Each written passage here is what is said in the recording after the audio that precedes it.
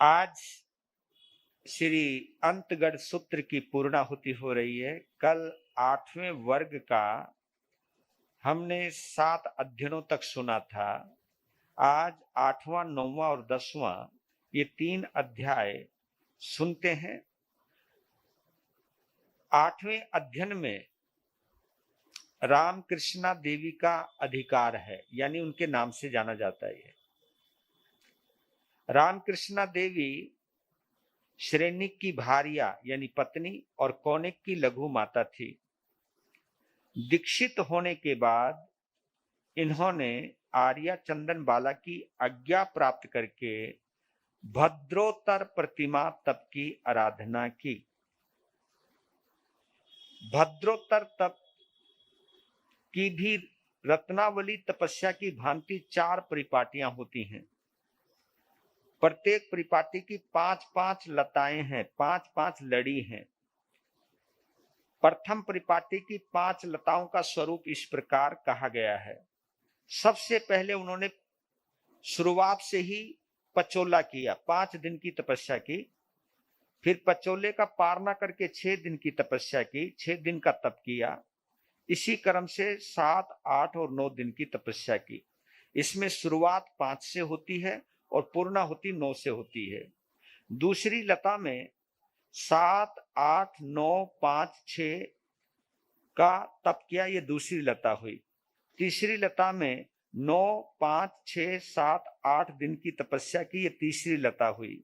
इसी प्रकार 6, 7, 8, 9 और 5 दिन की तपस्या की, ये चौथी लता हुई।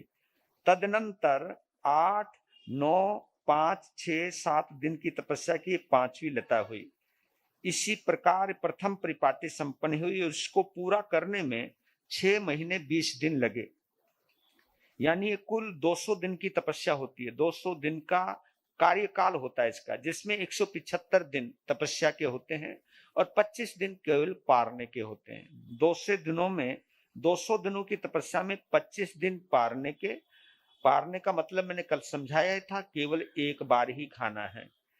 25 दिन पारने के और 175 दिन तपस्या के, तो कुल मिलाकर के 200 दिन हो गए, जिसको हम कह सकते हैं 6 महीने 20 दिन, क्योंकि 180 दिन जो होते हैं 6 महीने के अंदर 180 दिन होते हैं, ऊपर से 20 दिन और काउंट कर लो, 200 दिन हो गए। तो ये एक बड़ी महान तपस्या है कि 175 दिन तपस्या के और केवल 25 दिन पारने के। 9वें अध्ययन में राजा श्रेणिक की रानी कौनिक की छोटी माता पितृसेन कृष्णा का वर्णन मिलता है। इन्होंने दीक्षित होने के बाद अपनी गुरानी चंदन बालाजी से आज्ञा लेकर मुक्तावली नामक तपस्या प्रारंभ करी। मुक्तावली तपस्या की भी 4-4 परिपाटियां की। प्रथम परिपाटी में पहले उपवास किया, पारना करके बेला किया, फिर बेले का पारना करके फिर उपवास किया, पारना करके फिर तेला किया, पारना किया, फिर उपवास किया, पारना करके फिर चोला किया। इस प्रकार आर्या जी बीच बीच में एक उपवास करते हुए 15 उपवास तक गई। पारना कर एक उपवास किया, फिर पारना करके 16 दिन का फिर तपस्या करी, पारना करके फिर उपवास किया और पारना करके उपवास का पारना करके फिर लगातार 16 दिन की तपस्या करी, फिर पारना करके फिर उपवास किया। उसके बाद बीच में एक एक उपवास करते हुए जिस प्रकार 16 उपवासों तक वो गई, उसी प्रकार वो नीचे उतरी है। कैसे? 15, 14 से होते हुए अंत में एक उपवास। इस प्रकार एक परिपाटी को संपन्न करने में 11 महीने और 15 दिन लगे।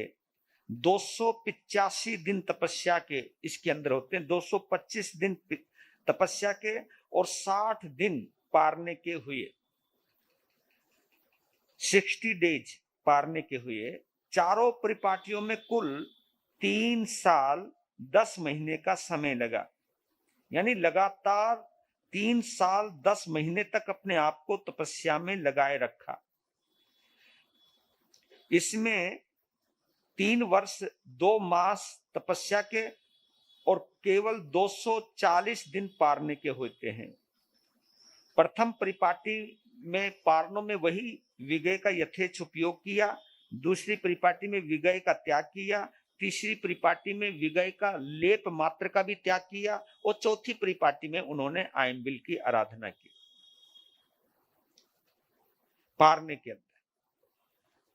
और आर्या पितृसेन सूत्रोक्त विधि से मुक्तावली तप की आराधना की और ये महान तपस्या करके अपने समस्त कर्मों को नष्ट किया और अंत में 1 महीने की संलेखना कर शुद्ध आत्मा होकर के मुक्त हो गई। 10वां अध्ययन महासेन कृष्णा आर्या का है। उन्होंने दीक्षा लेने के बाद अपनी गुरानी से आज्ञा प्राप्त करके आयनबिल वर्धमान तप की आराधना शुरू करी। आयनबिल वर्धमान, इस तपस्या से पता चलता है कि इसमें आयनबिलों की संख्या बढ़ानी होती है। आयनबिल वर्धमान तप का मतलब जिस तपस्या में आयनबिलों की संख्या बढ़ाई जाए उस तपस्या की आराधना करी। तो इसमें सबसे पहले शुरुआत आयनबिल किया। आयनबिल का पारना उपवास से किया।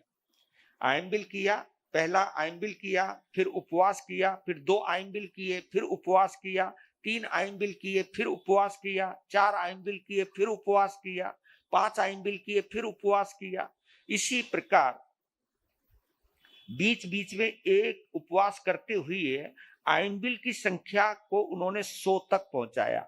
हम इसको इस ढंग से समझ ले रहे हैं कि 99 आयनबिल करने के बाद उपवास किया और फिर 100 आयनबिल करने के लिए फिर 1 आयनबिल से चालू किया, 100 आयनबिलों तक गई। हम इस तरह कि बीच में एक एक उपवास करते हुए आयनबिलों की संख्या लगातार बढ़ाते गई और उसकी संख्या 100 तक लेकर के गए।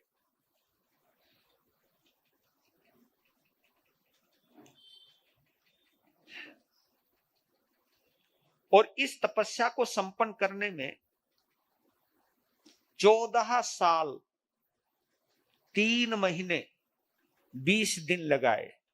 14 साल 3 महीने 20 दिन लगाए, क्योंकि इसके अंदर बीच में उपवास भी जोड़ लिए हैं। फिर वह महासेन कृष्णा आर्या अपनी गुरानी चंदन बाला के समीप आई और बंदन नमस्कार करके इस तपस्या की पूर्णाहुति करने के बाद बंदन नमस्कार करके बेले तेले आदि फुटकर तपस्याएं करने लगी। क्योंकि ये जो तपस्या होती है लगातार 14 साल 3 महीने 20 दिनों तक करनी पड़ती है, जो अखंड करना चाहते हैं। नहीं तो कई संकल्प कर लेते हैं, बीच में पारने करते हुए कुछ विश्राम भी कर लेते हैं, फिर दोबारा करते हैं। हमारे जो आपके क्षेत्र में जो अजय बाबू छाजेड़ हैं वो वर्धमान आयनबिल वो अब 23 तक पहुंच गए हैं। 23 तक पहुंचने के बाद फिर उपवास किया, फिर जब लड़ी करेंगे 24 तक जाएंगे, फिर उपवास करेंगे। इस प्रकार वो बीच बीच में विश्राम लेते हुए चल सकते हैं। लेकिन जो विश्राम नहीं लेता, लगातार करता है, तो उसकी तपस्या जाकर के 14 साल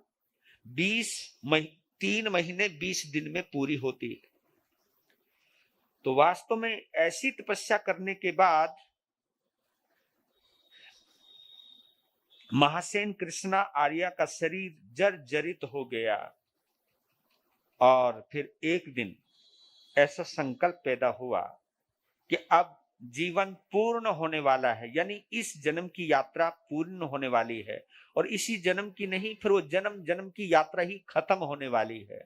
उन्होंने संलेखना करी, 1 महीने का संथारा किया और अंत में समस्त कर्मों को नष्ट करके अंतिम श्वासोश्वास में केवल ज्ञान, केवल दर्शन को प्राप्त करके सिद्ध बुद्ध और मुक्त हो गई।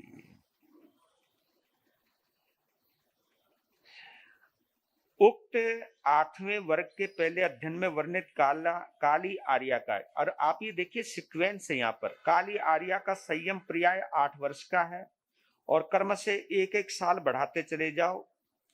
तो जो लास्ट वाली आर्या हैं उनका दीक्षा पर्याय 17 वर्षों का है। यानी पहला 8, फिर 9, फिर 10, फिर 11, फिर 12, फिर 13, फिर 14, फिर 15, फिर 16, फिर 17।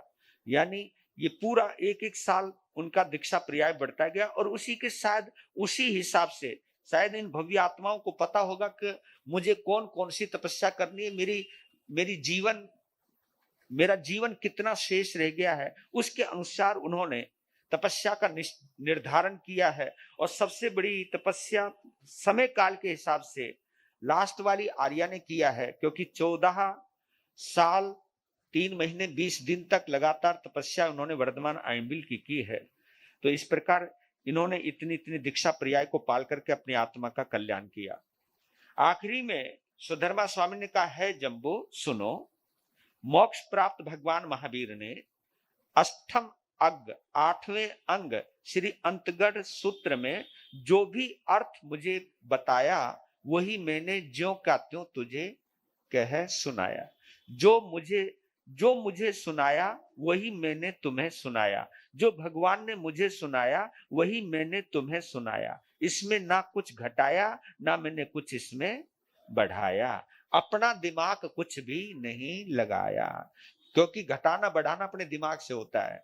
तो इतने विनम्र होते थे, जैसा था मूल पूंजी वही की वही दे देनी। तो इसका समापन इस ढंग से किया है। अंतर्गत सूत्र अपने आप में एक कंप्लीट सूत्र है, एक श्रुत स्कंद है। श्रुत स्कंद का मतलब कंप्लीट एक सूत्र है ये, और इसमें 8 वर्ग हैं, 8 वर्ग हैं।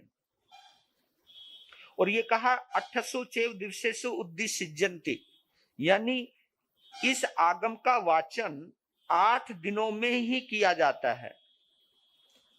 इसके पहले और दूसरे वर्ग में 10-10 अध्ययन है, और तीसरे वर्ग में 13 अध्ययन है। इसी प्रकार चौथे और 5वें वर्ग में 10-10 अध्ययन है, छठे वर्ग में 16 है, 7वें वर्ग में 13 है, और 8वें वर्ग में 10 अध्ययन है।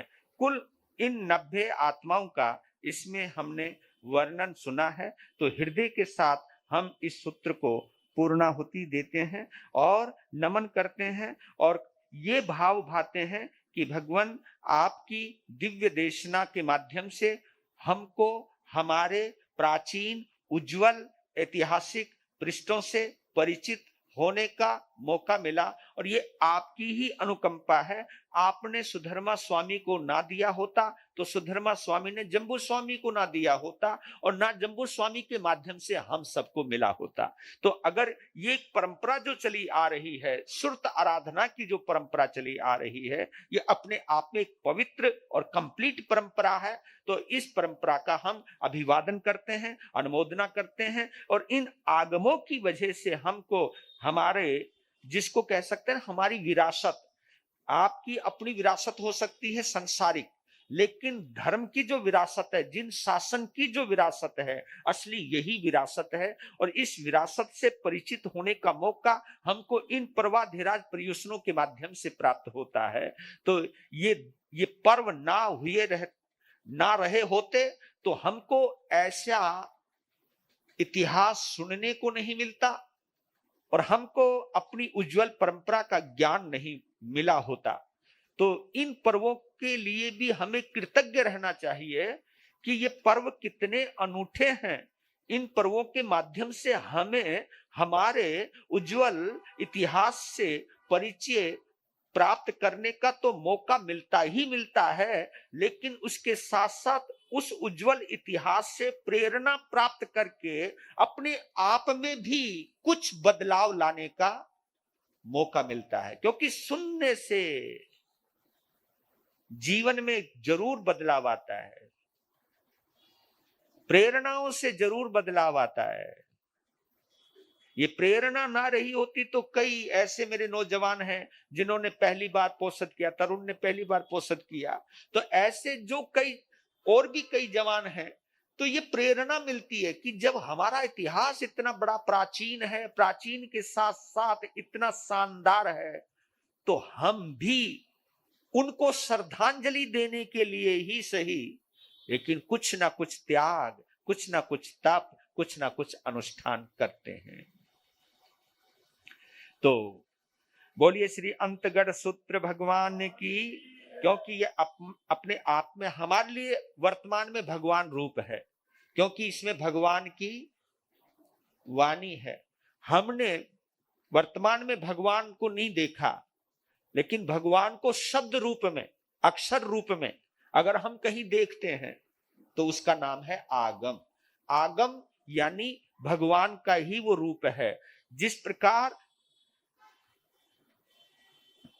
सिख धर्म के अंदर गुरु ग्रंथ साहब को गुरु ही माना जाता है उसको, इसलिए उसका नाम साहब ही रखते हैं। वो गुरु ग्रंथ साहब, साहब ही रखा है उन्होंने उसका नाम, क्योंकि ये हमारे 10 गुरु हैं और उनके अंदर अपना अपनी श्रद्धा के अनुसार विधान है, उसको किस तरह संभालना है, किस तरह सजा के रखना है। और कई जगह मैंने ये देखा है, उनकी आप लोगों को हंसी आ सकती है, लेकिन मैं उनकी श्रद्धा को या उनके विश्वास को या उनकी भक्ति करने के तरीके को मैं अनुमोदना देता हूं। आपको लग सकता है ये मिथ्यात्व है, आपको लग सकता है, लेकिन उसकी तह में अगर हम जाएंगे तो मुझे नहीं लगता है। हो सकता है आपकी नजरों में, क्योंकि वो गुरु ग्रंथ साहब को अच्छे ढंग से रखते हैं और वहां पर भोजन, अपना भोजन करने से पहले उनका भोग के लिए थाली लगा करके रखते हैं कि हमारे गुरुदेव भोजन करेंगे, करो या ना करो, लेकिन उनका भाव है कि भोग लगाएंगे, वो चाहे कहीं पर भी है। क्योंकि मनुष्य इसी तरह का भोजन करता है जैसे तुम लोग करते हो, लेकिन जो दिव्य आत्माएं होती हैं वो भाव का भोजन ग्रहण करती हैं। इसलिए अगर हम किसी को कुछ अर्पित करते हैं, उन चीजों की उन्हें कोई जरूरत नहीं है, लेकिन आपने उन चीज का उपयोग करने से पहले उनको याद किया, उनके लिए समर्पित करने के भाव रखे। पहले लोग भोजन करते थे तो थाली में से एक छोटा सा दाना निकाल करके और एक तरफ रखते थे, भगवान को भोग लगाते थे, यानी मैं भगवान को खिलाकर मैं बाद में खाऊंगा। तो इस प्रकार ये भाव, मतलब इसके लिए उपनिषदों में एक शब्द आता बड़ा प्यारा, त्यक्तेन भुंजिथा। त्यक्तेन भुंजिथा यानी भोगने से पहले पहले त्याग करता हूं, पहले भोजन का त्याग करते हैं। तो ये जो भाव आते हैं अपने आप में अद्भुत भाव होते हैं। तो ये अपने आप में आगम है, हमारे लिए यही महावीर है, हमारे लिए ही सुधर्मा स्वामी है, ये हमारे लिए ही गौतम स्वामी है, हमारे लिए ही परमात्मा है। क्योंकि इनकी आंखों से हम अपनी आत्मा को देख सकते हैं। इसलिए संतों के लिए एक सुंदर शब्द का प्रयोग किया गया है और इस आगम के लिए एक और सुंदर शब्द का प्रयोग किया गया है, आगम चक्षु। आगम चक्षु यानी आगम चक्षु, मैं अपनी आत्मा को आगम चक्षु से देख सकता हूं। इन 2 आंखों से मैं दुनिया देखता हूं, लेकिन इन आंखों से मैं आत्मा देखता हूं, इन आंखों से मैं परमात्मा देखता हूं। तो इसलिए इसको आगम चक्षु भी कहा है। ये हमारा तीसरा नेत्र है, शिव जी का तीसरा नेत्र दूसरा है, और उस तीसरे नेत्र से उन्होंने कामदेव को नष्ट किया है। और तीसरा नेत्र उसी को कहते हैं जिसमें इच्छाएं नष्ट हो जाएं। इसलिए वहां पर जो मान्यता है, शिव जी ने जो अपने तीसरे नेत्र से कामदेव को जो नष्ट किया, यानी काम वासना को नष्ट किया, इच्छाओं को नष्ट किया, तो हमारे यहाँ तीसरा नेत्र विवेक का नेत्र कहलाता है। तो जो विवेक का नेत्र है, उसी नेत्र के आधार पर ही हम आत्मा को देख सकते हैं। इसलिए कहते हैं कि दोनों आंखें जो आपकी हैं, ये दुनिया को देखने के लिए बनी है, लेकिन एक अंतर भी चक्षु है, एक इनर साइट भी है आपकी, एक अंदर की आंख भी है, जिसको हम विवेक की आंख कहते हैं। उस आंख से हम परमात्मा को देख सकते हैं। देखने वाले आज भी देखते हैं। इसलिए ध्यान की मुद्रा, जब आत्म ध्यान शिविर करते हैं, जब हम ध्यान करते हैं, तो हम इन आंखों को बंद करके वो तीसरी आंख को ही तो खोलने का अभ्यास करते हैं, उसी का ही तो हम प्रयास करते हैं, ताकि वो तीसरी आंख खुल जाए, जिसकी वजह से मुझे अंतरलोक की यात्रा, अंतर जगत का सुरम्य दृश्य, और इतना शानदार दृश्य है परमात्मा का, आत्मा का, वो बहुत भाग्यवान होते हैं जो इस दृश्य को देख सकते हैं और महसूस कर सकते हैं। लीजिए थोड़ी देर संवत्सरी महापर्व पर प्रकाश डाल लेते हैं। आज के दिन मैं एक गीत गाता हूं, ये गीत तो अक्सर आपने कई बार सुना भी होगा,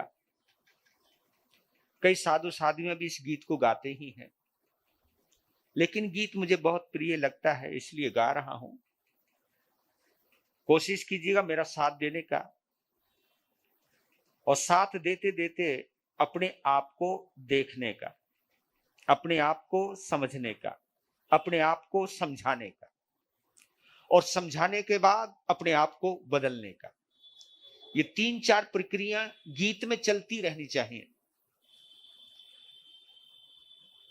औरों की बात छोड़ो, आज हमने औरों की बात नहीं करनी, वो ऐसा वो ऐसा वो ऐसा नहीं। ये पर्व एक ऐसा है खुद से मुलाकात करने का, अपने से मिलने का, उसके बाद अपनों से मिलने का। क्या बोला? नहीं, अपनों से मिलने से पहले अपने से मिल लो, अपनों से बाद में मिल लेना। क्योंकि जब अपने से मिल लोगे और अच्छे ढंग से मिल लोगे तभी तुम्हें अपने नजर आने लगेंगे। अपने से मिले बिना तुम्हें कोई अपना नजर नहीं आएगा। अपनों को देखने के लिए पहले अपने को देख लीजिए। इस पंचम आर्य में, और पंचम आर्य की 21वीं शताब्दी में, मैं 20वीं शताब्दी की भी बात नहीं कर रहा हूं, मैं तो 21वीं शताब्दी की बात कर रहा हूं, जिस शताब्दी में हम लोग सांस ले रहे हैं। ये 21वीं शताब्दी चल रही है, और 21वीं शताब्दी के भी 24 साल है ना, 24 साल, क्योंकि 2024 है। वैसे 21वीं शताब्दी का शुभारंभ तो 2000 में ही हो गया था, तो उसके भी 24 साल निकल गए, पता नहीं। और इस समय इसकी विशेषता बतला रहा हूं आप लोगों को। विशेषता के साथ साथ आश्चर्य भी बतला रहा हूं।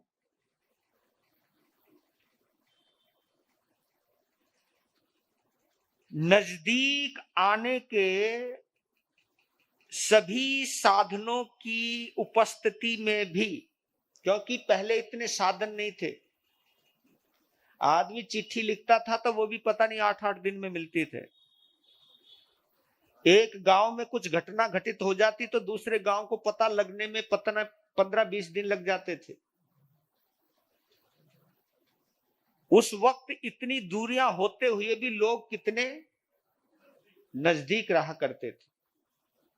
लेकिन अब बंदा केवल 10 डिजिट के ऊपर खड़ा हुआ है, और पहले तो केवल कॉल करते थे, बड़ी मुश्किल से बुक करवाते थे कॉल,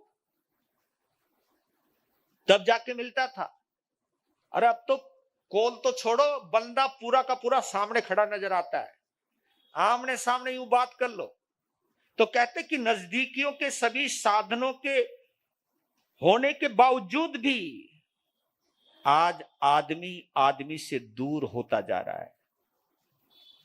ये आश्चर्य की बात है। नजदीकी के समस्त साधन हैं, हम एक पल में किसी को भी मिल सकते हैं, बैठ सकते हैं, बोल सकते हैं, बतला सकते हैं, पूछ सकते हैं। इतने नजदीकी बनाने के साधन होने के बावजूद भी आदमी दूर क्यों हो रहा है, ये एक आश्चर्य है। और ये इस 21वीं शताब्दी ने देखा, इस 21वीं शताब्दी का एक और चमत्कार, आदमी का ये पार्ट बड़ा एक्टिव हो गया है, ये वाला बड़ा एक्टिव हो गया है। और ये हाय गयो, आदमी का पता नहीं हार्ट कहां खो गया, दिल कहां खो गया। और बताऊं, आदमी ने दिमाग को चलाने के इतने साधन इजाद कर लिए, इसकी तो फुर्सत ही नहीं मिलती। पहले आदमी कम से कम फ्री तो होता था, फ्री होती अपनों की याद आती थी, हाँ अपनों के, भाई अपनों से मिलेंगे, अपने के पास बैठेंगे। अब आदमी 24 घंटे बाहर ही जुड़ा हुआ है, ये करना है, वो करना है, वो करना है, ये कमाना है, मुझे वहां पहुंचना है, मुझे वहां पहुंचना है। और जबकि अब ये भरोसा नहीं है कि तुमने टारगेट तो चाहे 50 साल का बना रखा हो, आपके पास उम्र कितनी है क्या पता। आपके पास वहां पहुंचने के पूरे प्लान तैयार हैं, वहां पहुंचने के, यानी अपना जो भी टारगेट निश्चित किया हुआ, आपने अपना लक्ष्य सुनिश्चित किया है, वहां तक पहुंचने के आपकी सभी योजनाएं निश्चित हैं। लेकिन कभी उन योजनाओं में अपनों के पास पहुंचने की भी बना लिया करो कि मुझे उसके दिल तक इतना करीब पहुंचकर ही रहना है, मुझे चाहे धन की कुछ कमी रह जाए चलेगा, लेकिन मैं उसके प्रेम को पाने में कोई कोर कसर नहीं छोड़ूंगा। ये तभी सोचता है जब हार्ट एक्टिव रहता है।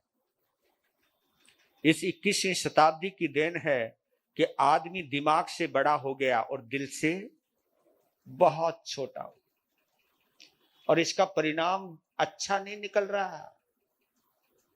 बीमारियां इतनी तरह की आ गई हैं, और ये बताओ, ये बीमारियां इसकी वजह से आई है क्योंकि इसने बीमारी निकालने के रास्ते ढूंढे, तो बीमारी पैदा करने के रास्ते इसने इतने इजाद कर दिए हैं, इतनी दवाइयां नहीं बनती जितनी बीमारियां आने लग गई।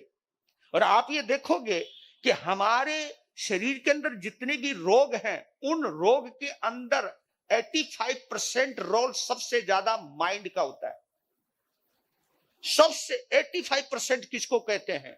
अगर किसी का उसका वो निकालो, प्रतिशत निकालो, तो उसमें 85% भाग मस्तिष्क का है, जो हमारी जितनी रोग हैं, जितनी बीमारियां हैं।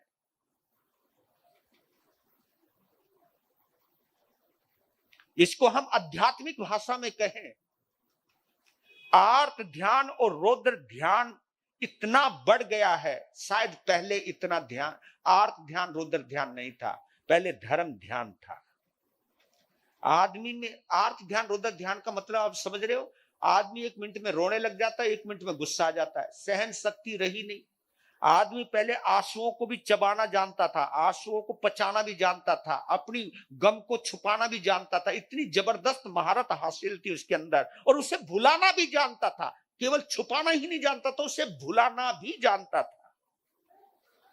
और आप लोगों को तो गर्व करना चाहिए कि हमको सौभाग्य से एक ऐसा जिन शासन मिला है, जिस शासन में नफरत को कोई जगह ही नहीं है।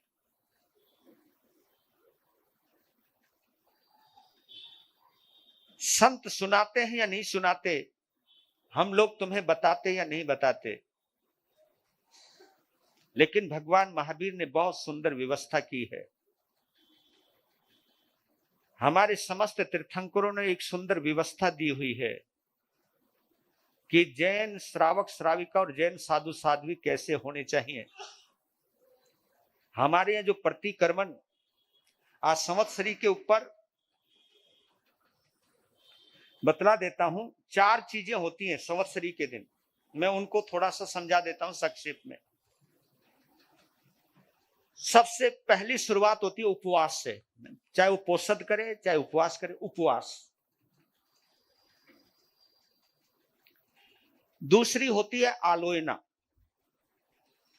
तीसरी होती है नहीं, पहला उपवास, फिर आलोयना, फिर प्रतिक्रमण और फिर क्षमापना। ये 4 चीजें आज की दिन की होती है। रिपीट कर देता हूं एक बार। उपवास, दूसरे आलोयना, तीसरा प्रतिक्रमण, चौथा क्षमापना। उपवास से विकार शुद्धि होती है। विकार हमारे, क्योंकि जितने विकार हैं भोजन से पैदा होते हैं, ये तो आप भी जानते हो। जैसा खावे अन्न वैसा होवे मन। जितने भी विकार हैं, विकार ये आहार से होते हैं। तो उपवास इसलिए करवाया जाता है कि पहले मन में जो भड़ास है वो तो कम हो, वो शांत हो, विकार शुद्धि हो। फिर आलोयना के द्वारा विचार शुद्धि होती है। आलोयना जो अभी हम पढ़ेंगे, आलोयना प्रतिक्रमण से पहले आलोयना होती है। कई जगह तो 2 बजे होती है, कई 3 बजे होती है। आजकल तो भाई लोग बड़े व्यस्त हो गए। देखो हम कितने मोल्ड हो रहे तुम्हारे अनुसार, तुम हमारे अनुसार मोल्ड नहीं हो रहे।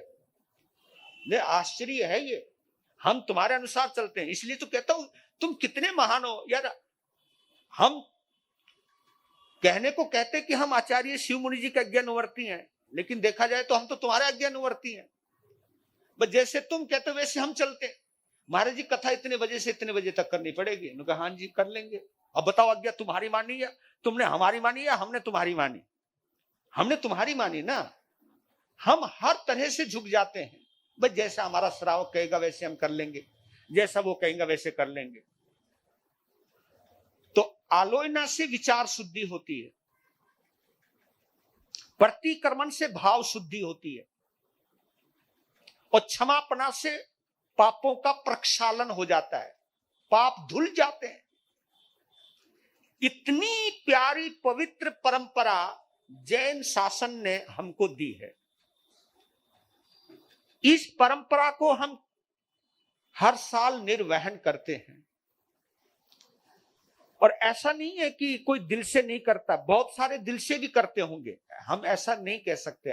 असत्य बोला जाता है कि आज सभी ढकोसला करते हैं, सभी ढोंग करते हैं, ऐसी बात नहीं है भाई। यह है कि उनका प्रतिशत अब बेशक कम होता जा रहा है, लेकिन कोई ना कोई सच्चे दिल से भी संवत्सरी मनाता है, अपने अंदर की गांठ को खोलता है, आपस में मिलते हैं और क्षमापना करते हैं।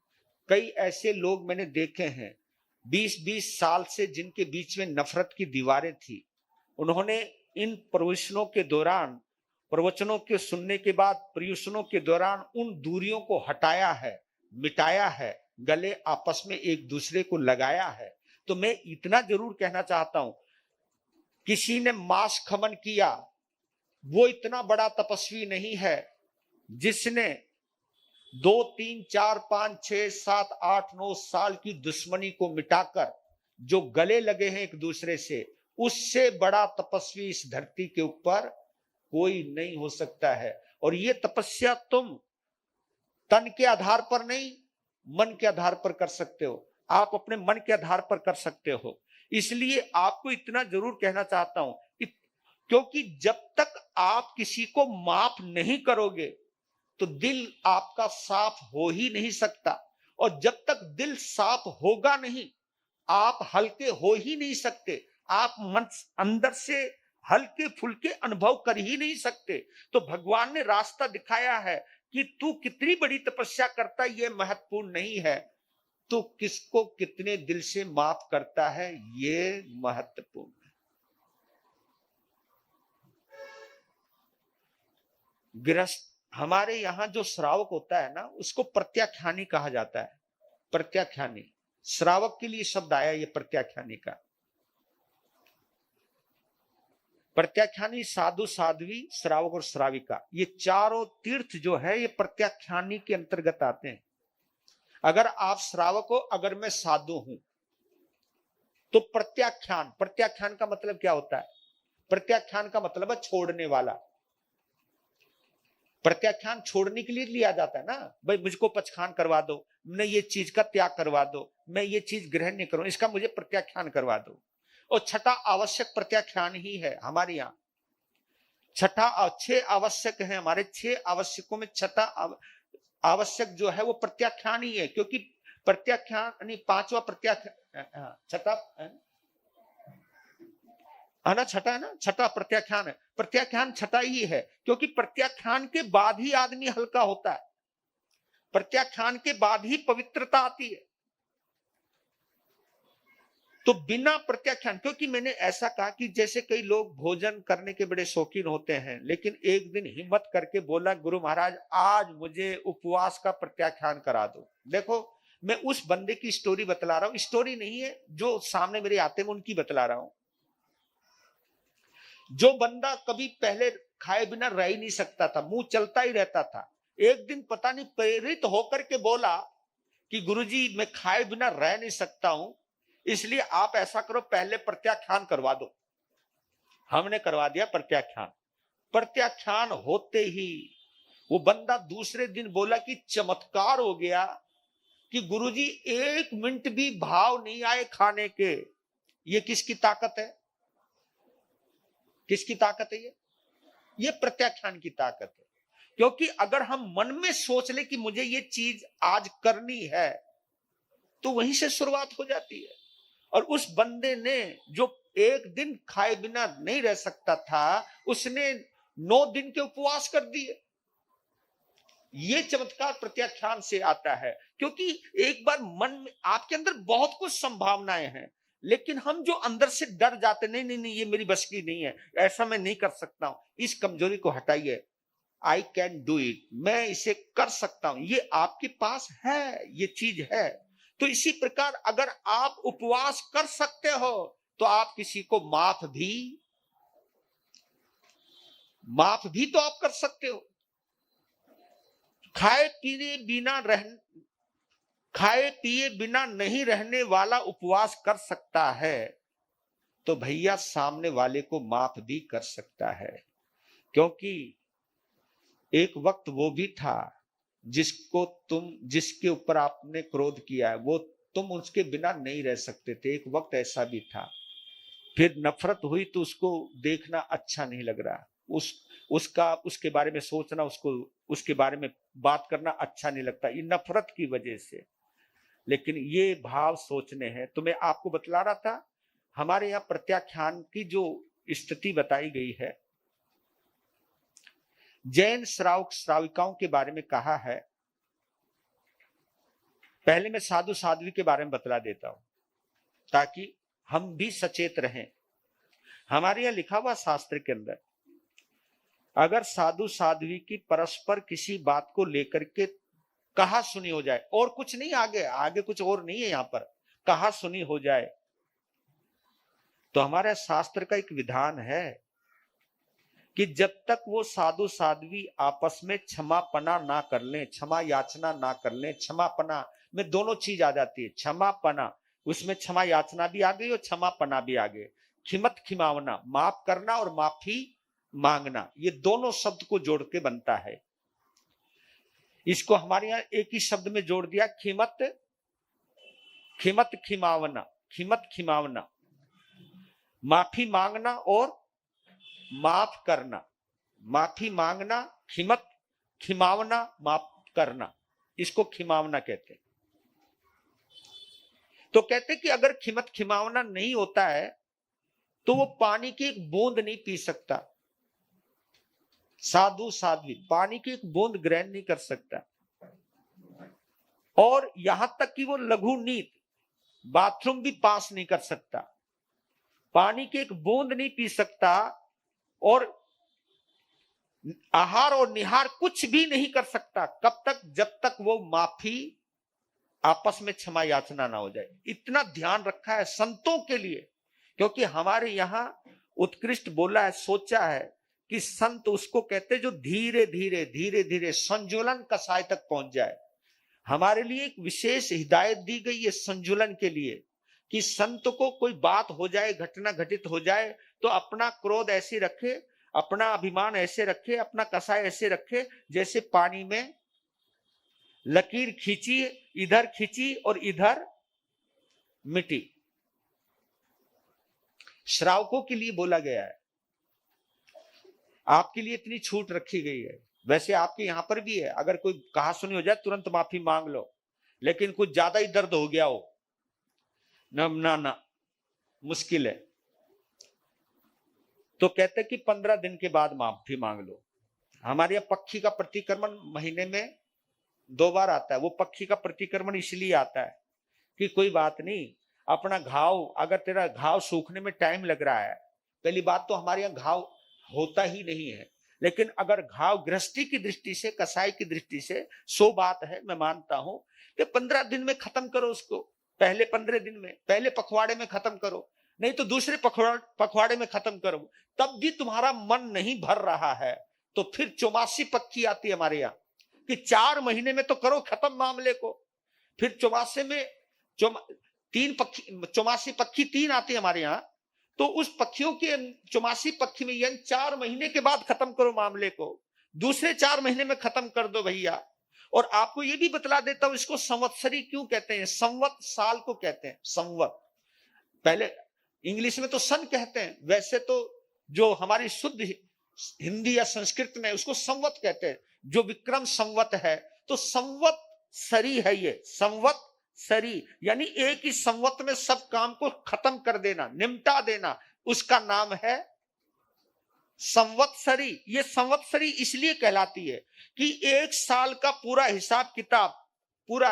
मैं कभी कभी सोचता हूं, लोग अप्रैल में पता नहीं कब जब वो सीए की ऑडिट होती है, मार्च के एंड में बड़े सीए बिजी रहते हैं, क्योंकि सारा हिसाब किताब पूरा लेखा जोखा करना पड़ता, नहीं तो यार और मुसीबत खड़ी हो जाए। कितनी टेंशन रहती है यार। कभी तुम्हें इतनी टेंशन अपने रिश्तों के लिए नहीं होती? कभी तुम सोचो यार, उन खातों को संभालने की इतनी चिंता है आपको, लेकिन एक अंदर का खाता है जो, इसको संभालने की कोई चिंता नहीं। ये भगवान ने ये हमारे ये क्लोजिंग, आज क्लोजिंग है भैया, नहीं कल थी क्लोजिंग, तो आज तो मामला खत्म करना है, कल तो 7वां पोजीशन क्लोजिंग का होता है। आज आपको सारा चैप्टर मैटर क्या करना है, शाम को प्रतिक्रमण में। ये बहुत जरूरी है।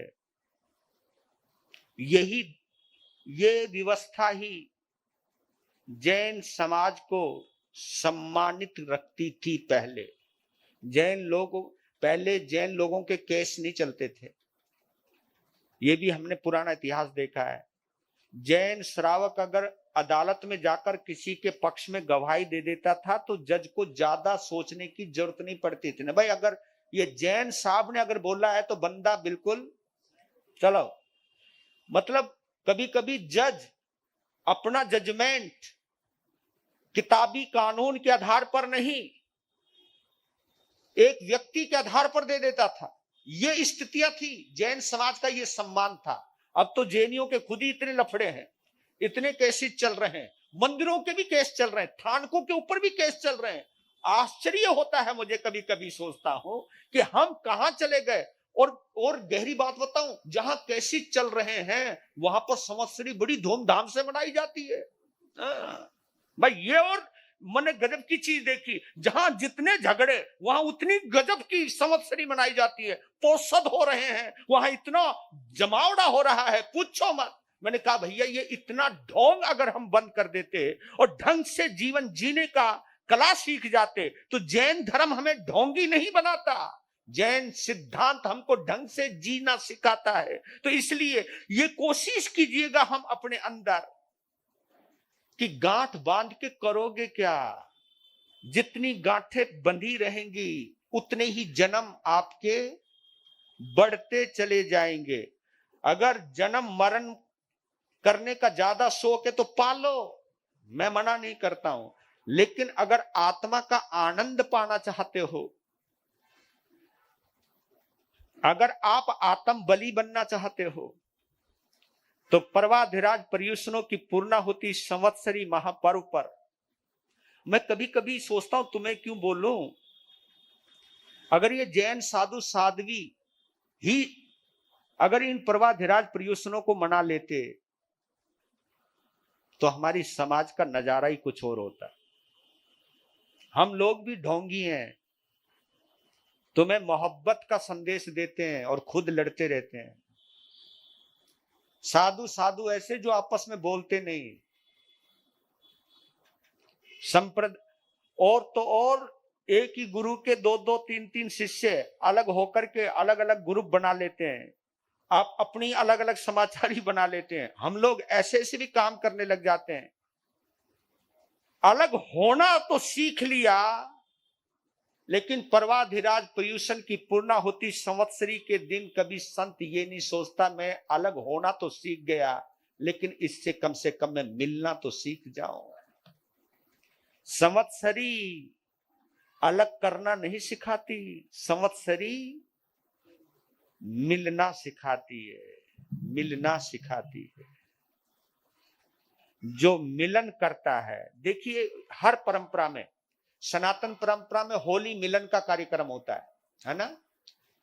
मतलब मिलन कितना जरूरी है, होली मिलन का कार्यक्रम होता है। मुसलमानों के अंदर ईद मिलन का कार्यक्रम होता है, वहां पर भी मिलते हैं आपस में, ईद मिलन। ईसाइयों के अंदर अप्रैल डे होता है, उसके अंदर वही मिलन का, अपना मन की गांठ खोलने का, आपस में मिलने का अप्रैल डे होता है। और हमारे जैन धर्म के अंदर ये संवत्सरी महापर्व मिलने का है। और इसके लिए तो हम एक ही संदेश देते हैं, संवत्सरी पर्व मना लो, दिल से दिल मिला लो।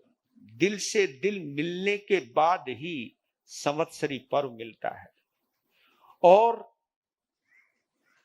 जितना दिल आपका सक्रिय होगा उतना ही आप लोग इन पर्वों की आराधना करने में सफल हो जाओगे।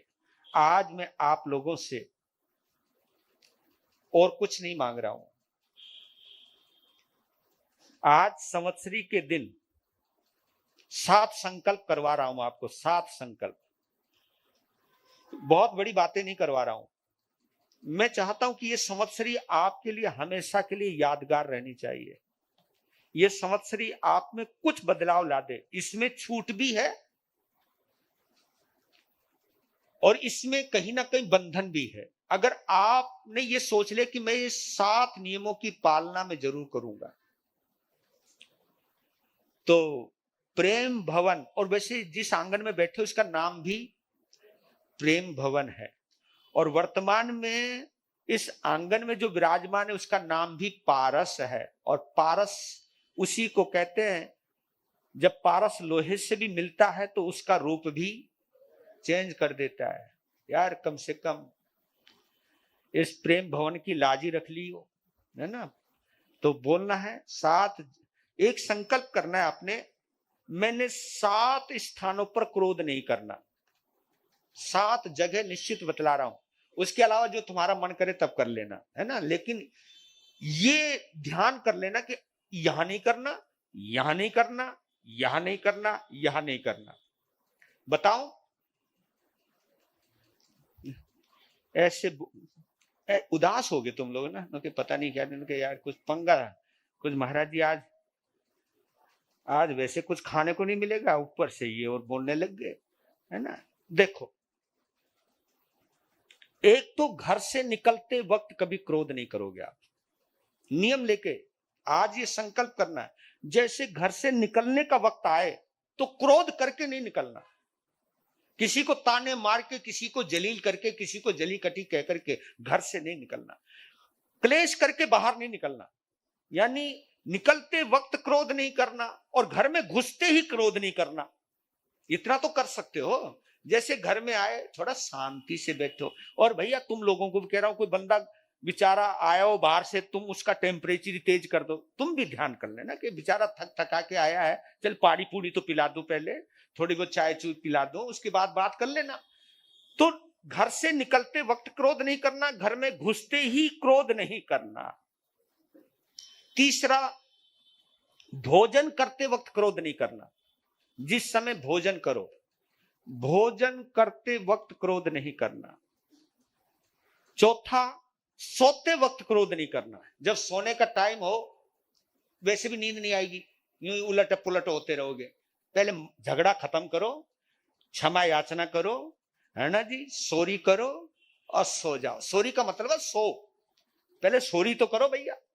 तो सोते वक्त क्रोध नहीं करना, भोजन के वक्त क्रोध नहीं करना। और घर में जो बड़े हैं हमारे से, घर में जो बड़े हैं उनके साथ क्रोध नहीं करना। घर में जो बड़े हैं उनके साथ क्रोध नहीं करना। और बताऊं जी छठा, धर्म स्थान में क्रोध नहीं करना, है ना। कभी कभी यहां पे भी आ जावे, पता लपट है भैया, ये तो कहीं भी उड़ जाती है। एक ये सोच ले कि कुछ भी हो, धर्म स्थान में क्रोध नहीं करूंगा। और 7वीं बात बताऊं, मोबाइल पर क्रोध नहीं करना। नो ये पंगा आ गया जी, नो जी अब भड़ास कहां निकाले। क्योंकि आजकल मुझे लगता है आदमी इतना बेचैन हो गया है कि जैसे आदमी का दिमाग खराब होता तुरंत फोन मिलाता है। अरे मैं कहता थोड़ा शांत हो जा, इस घड़ी को टाल। मोबाइल पर क्रोध नहीं करना, धर्म स्थान पर क्रोध नहीं करना, सोते वक्त क्रोध नहीं करना, भोजन के वक्त क्रोध नहीं करना, बड़ों के सामने क्रोध नहीं करना, घर से निकलते वक्त क्रोध नहीं करना, घर में घुसते वक्त क्रोध नहीं करना।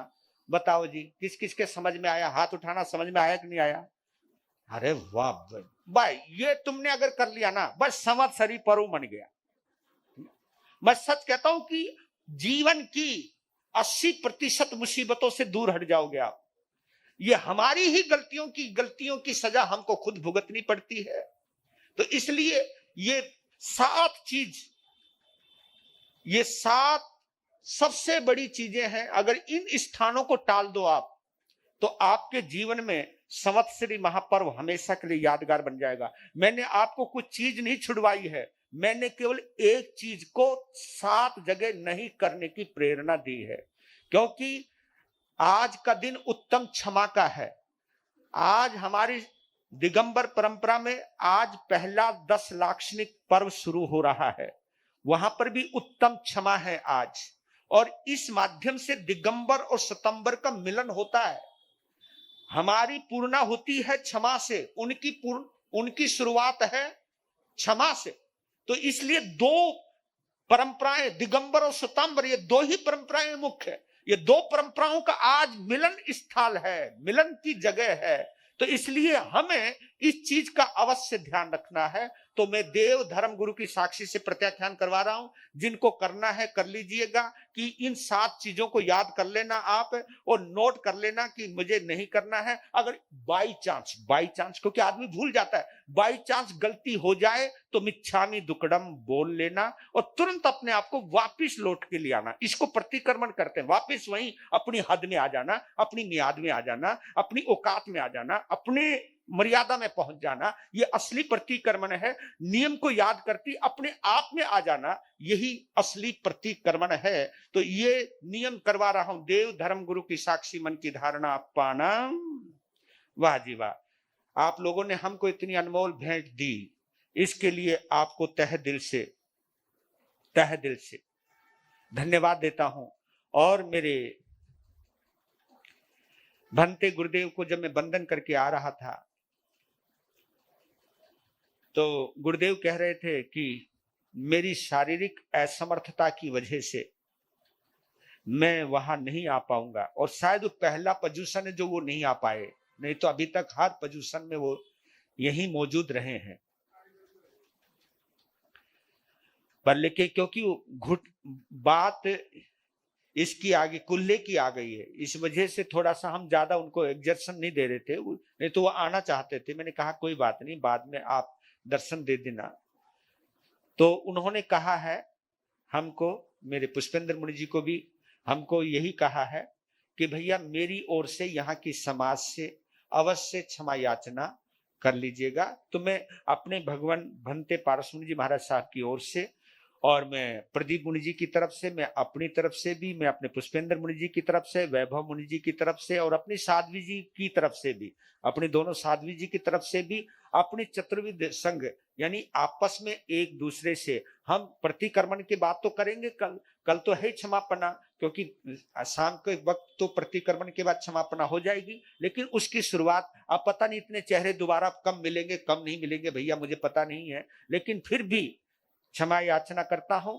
और मैं अपनी तरफ से विशेष तौर से करता हूं कि प्रवचन के माध्यम से मुझको कुछ ना कुछ कहना भी पड़ता है, और कुछ कड़वे शब्द भी बोल जाता हूँगा, तो मैं उन शब्दों के लिए भी क्षमा याचना चाहता हूं। लेकिन मेरी मानसिकता में कोई विकृति नहीं होती है, मेरी एक ही भावना रहती है, मेरा समाज, मेरे भाई, मेरे श्रावक और श्राविकाएं और हम सभी का जीवन संतुलित, मर्यादित और स्नेह सिक्त बना रहे, यही मंगल भावना भाता हूं।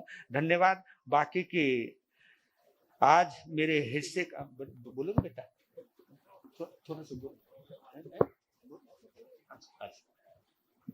तो यहीं पे मेरे अपनी जिम्मेवारी को यहीं पूरा करता हूँ। आपकी जिम्मेवारी अब हमारे मंत्री महोदय, इनकी जिम्मेवारी शुरू होने वाली है, और जिनके उद्गार बाहर निकलने को तैयार हो रहे हैं, है ना, सब जिनके हो रहे होंगे वो सभी अपनी तैयार कर लीजिएगा। और मैं साथ साथ में इतना जरूर कहना चाहता हूँ, मेरे प्रशांत जैन बाबू जो वीरनगर से प्रतिदिन 6 परिवार यहाँ पर आते रहे हैं, और उनको मैं धन्यवाद देता हूँ। और विपिन जैन जो हमारे सुश्राव का मेरे गुरुदेव के परम भगत रहे हैं, आनंद प्रकाश जैन, उनके सबसे छोटे पुत्र हैं विपिन जैन, और उनके बेटे ने निखिल ने तेला किया है और आज उपवास, आज है? अच्छा, नवीन जी का, अच्छा। एक बार खड़ा हो जाए बेटा। आज तेला है इसका, और तीसरा उपवास पोषद के साथ यहाँ पर किया है चाचा और, हाँ ये चाचा भतीजे हो गए। और बैठो। और मेरे इसके अतिरिक्त मैं ये चाहता हूं कि हाँ, आसपास से जो जो भी लोग आए हैं, मैं सबके नाम नहीं जानता हूं, जो जो भी आए हैं, मैं उनका अपनी तरफ से, अपने संत और साध्वी परिवार की तरफ से हार्दिक आभार व्यक्त करता हूं। और दूसरी बात ये कहना चाहता हूं आप लोगों को कि प्रेम भवन जो चलता है वो आप सभी के सहयोग से चलता है। इसकी कोई इनकम सोर्स नहीं है, यहाँ पर कोई किराया नहीं है, कोई कुछ नहीं है, विशुद्ध रूप से आपके सहयोग पे चलता है। और यहाँ पर 3 परियोजनाएं चलती हैं। पक्षियों का, परिंदों का अस्पताल और उनकी सुरक्षा, यहाँ पर उनकी सेवा चलती है। और दूसरे साधु साध्वियों की सेवा चलती है। और तीसरा यहाँ सिलाई स्कूल के माध्यम से गरीब जनता की सेवा की जाती है। तो इन तीनों प्रकल्पों में आपका सहयोग अति अपेक्षित है। तो मैं तो क्योंकि मेरे भंते श्री जी ने भी कहा था कि जहां हम रहते हैं वहां की समृद्धि के लिए जरूर कामना करना। तो मैं आप सभी को कहता हूं कि अगर आपके दिल में ये बात आए कि मेरा पैसा मैं अपने ऊपर पता नहीं कितना कितना खर्च कर लेता हूं, लेकिन अपने संत साध्वियों के लिए, पक्षियों के लिए और गरीब जनता की, जो सिलाई बच्चे हैं जो कुछ सीख करके कुछ कमाने लायक बन जाएं, ऐसा एक सुंदर सिलाई स्कूल सेंटर यहाँ पर वर्षों से चल रहा है, लेकिन बीच में बंद हो गया था, दोबारा चालू किया है। और ये दायित्व संभाल रही हैं उषा ओसवाल जी, तो उन्होंने बड़ी बखूबी से संभाला है। और सभी अध्यापिकाओं से और विद्यार्थियों के साथ उनका बड़ा मधुर संबंध है, तो उनके साथ उनको भी मैं शाबाशी देता हूं। और लेकिन इन सब चीजों के लिए आपकी दुआ और आशीर्वाद की जरूरत है, आपके सहयोग की बहुत जरूरत है। बस इतना ही कहते हुए अपने वक्तव्य को पूर्ण विराम देता हूं। धन्यवाद।